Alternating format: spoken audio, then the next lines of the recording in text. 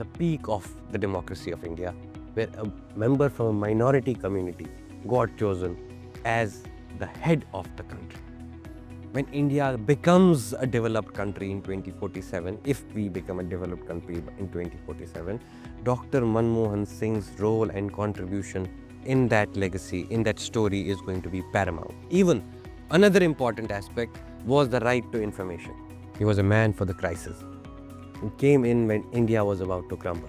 One of the first leaders of the country who had consulted an opponent in the form of General Pervez Musharraf. Now, at that point, the citizen was being empowered. His voice was being empowered through a vibrant and powerful media.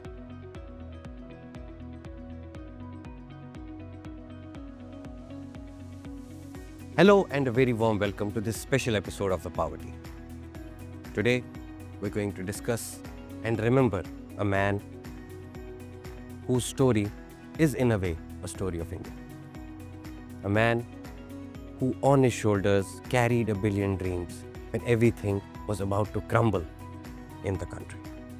Yes, my friends, I'm talking about the former Prime Minister, late Dr. Manmohan Singh, who has recently passed away and left a legacy for the future to refer to and understand and think about how to serve India.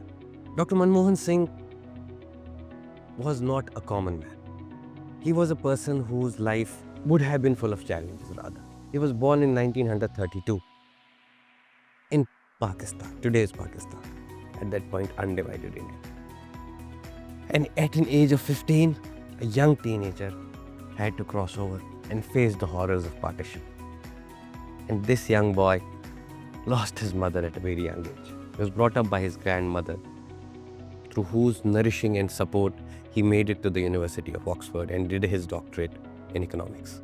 And his knowledge and understanding of the subject took him directly to the United Nations. What followed was his induction into the bureaucracy of India.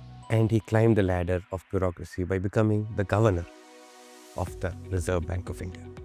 He was a man for the crisis, who came in when India was about to crumble. The economy of the country was facing extreme challenges, and we were about to face a financial emergency. That was a point when he got inducted into the cabinet of the government. That was the mettle and value and expertise of this man, who, without fighting an election, had to be chosen to rescue India from a situation that had been created due to multiple factors that were happening around the globe at that point. There were foreign reserves left for just 2 weeks for India to sustain itself. Inflation was rocketing, incomes were falling, and people had no clue how to deal with it. And Dr. Manmohan Singh started the negotiation with the IMF and World Bank and pulled India out of the crisis, and also founded India's next chapter of economic growth, which he led from 2004 to 2014. A man whose humility was reflected in his demeanor and his conduct. His voice completely humble, not seeking or looking for anything more than the welfare of the people. A true intellectual who was handed the reins of a country when again India was leaderless, with a party coming to power, having been chosen in the Lok Sabha. Mrs. Sonia Gandhi chose Dr. Manmohan Singh, and he was there to deliver. And right when he entered the office, he started looking at the whole country from this perspective of a citizen, not the perspective of a ruler or a governor or a prime minister. A person who used his authority and actually tried to use the authority for the last person of this country. A true democrat, and a person whose coming to the post of prime ministership can in a way be called the peak of the democracy of India, where a member from a minority community got chosen as the head of the country. During his time, India witnessed unprecedented growth due to a boom of multiple industries and policies that were designed to reach to the grassroots of this country.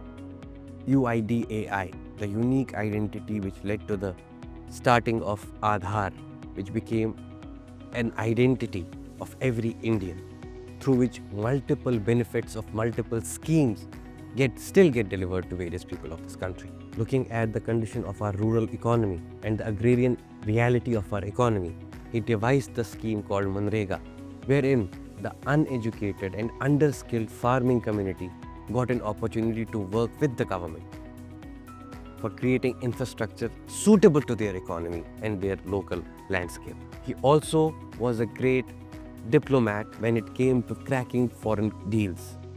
And his primary success was the US nuclear deal in 2008. Now, this man, having seen everything, did not look at problems like an administrator. Although he was an administrator, but he saw things through the eye of a citizen, which was quite different and which still remains quite different, because what we are seeing today is an intense sort of centralization of a lot of things: power, authority, execution of steps, execution of schemes and policies. But his approach towards multiple things was completely contrasting and different. His attempt or efforts to deal with his neighbors were quite different as well. He was a man who actually started the process of softening the borders between the two neighbors and started connecting people who had been separated by the line of control. He also held consultations and deliberations with even the separatists at that point, because he wanted to know what the people were feeling at that point. What were the reasons that people had been alienated to a level that they wanted to get separated from the country, from the union. And this was not the only side to him. You cannot say that he was only consulting the separatists at that point. He had schemes for the, I would say, people like to call it genocide, people like to call it exodus, I like to call it an extraction, the extracted Kashmiri Pandits. He also wanted them to be rehabilitated, and for that purpose as well, he had actually created schemes for their jobs in Kashmir Valley so that they could have a sustainable life in Jammu and Kashmir if they wanted to return to Kashmir.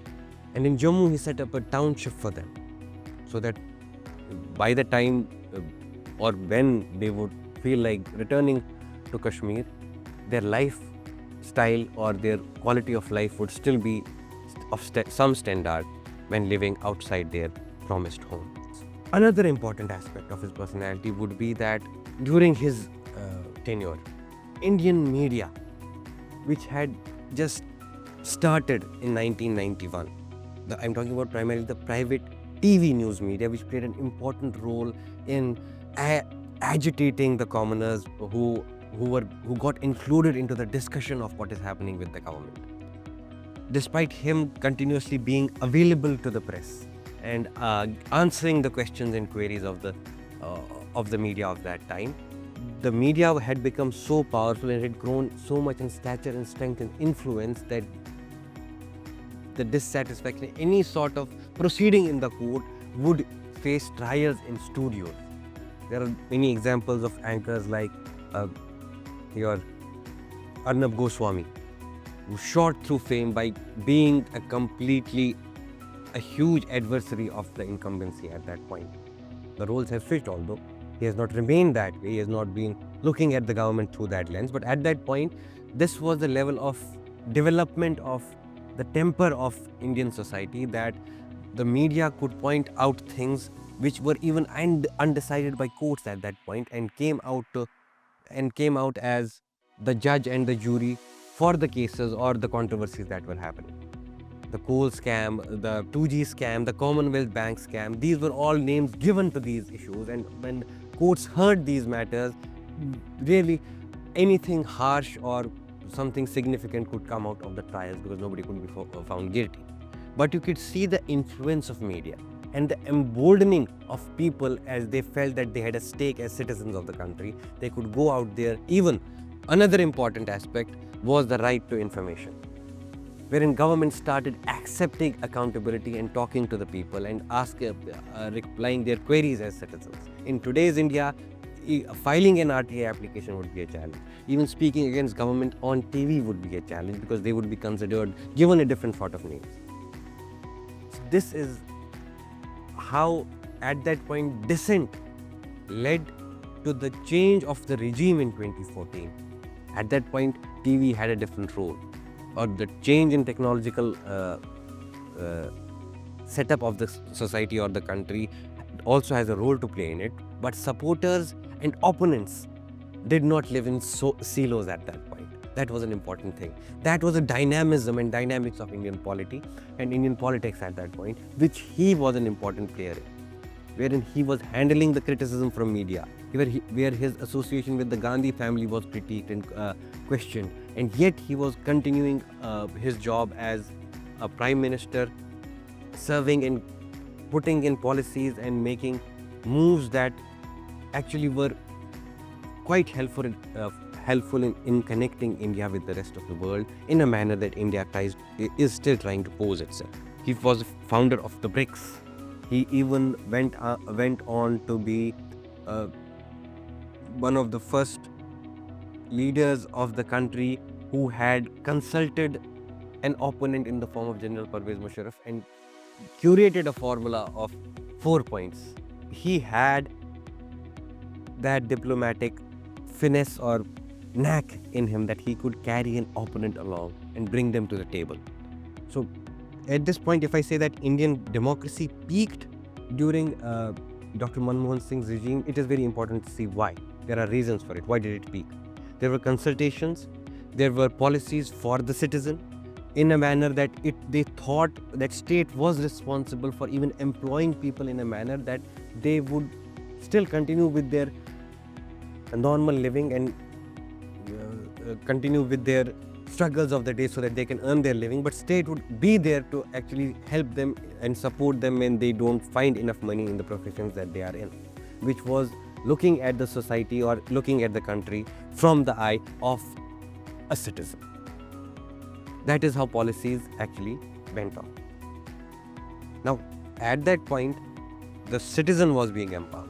His voice was being empowered through a vibrant and powerful media. And why Dr. Manmohan Singh's time was the peak? Because at that point, opposition had a voice and they had that space given to them in media, wherein their opinions became the talk of the town or talk of the primetime TV.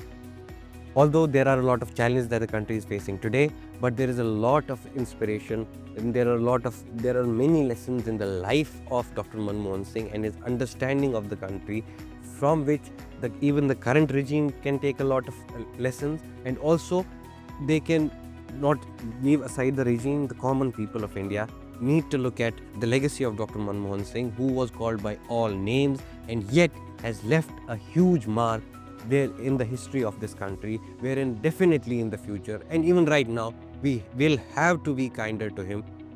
I would say that Dr. Manmohan Singh's life and him as a person and him as a prime minister is going to be a standard to be matched in future, because he was the most qualified and educated head of a state in the world, and it still remains given his qualification and his knowledge and his education that he had received. Simultaneously, it's not about his qualification. It's also important that what was his conduct, and what was his conduct at the highest and the most powerful position in the country. A true democrat would live like that. A true democrat would lead like that. A true democrat would come out and be answerable and accountable to the people. Right, wrong, good, bad, but there will be communication through harsh questioning, wherein things that matter to the people get taken up and he is there to answer and deliberate upon them. Taking consultations, keeping an open air, listening to everybody. What are the problems? And these are two approaches: through the country or to the country.